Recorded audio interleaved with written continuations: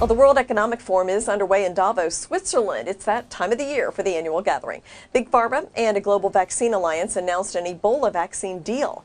Now, what are the terms of the deal? Merck's subsidiary, Merck Sharp and Dohme, and vaccine alliance Gavi signed an Ebola vaccine deal. The agreement will support the provision of a vaccine to protect against future Ebola outbreaks. Now, the agreement was announced in Davos at the annual World Economic Forum. Against a snowy backdrop, the details of the deal were detailed. Merck will submit an experimental Ebola vaccine for approval by the end of next year, and it will ensure that 300,000 vaccine doses are available by May of this year. Meanwhile, Gavi pledged $5 million to develop Merck's vaccine. And additionally, Merck submitted an application to the World Health Organization for use of the vaccine during an emergency. Merck has reasonable debt levels and valuation levels, as well as growth in net income and profit margins.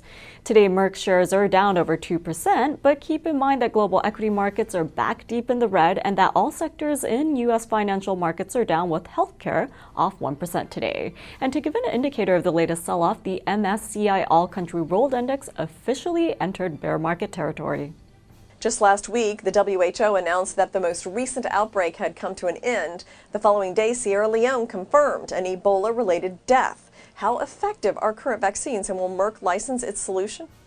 On January 14th, the World Health Organization said that no new Ebola cases were reported in the last 42 days in the West African countries where the disease was most prevalent.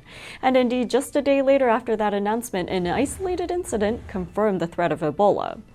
Merck has already submitted an application through the World Health Organization's Emergency Use Assessment and Listing Procedure. If the EUAL is approved, this will provide an opportunity for the vaccine to be used if another public health emergency with Ebola occurs before the vaccine is licensed.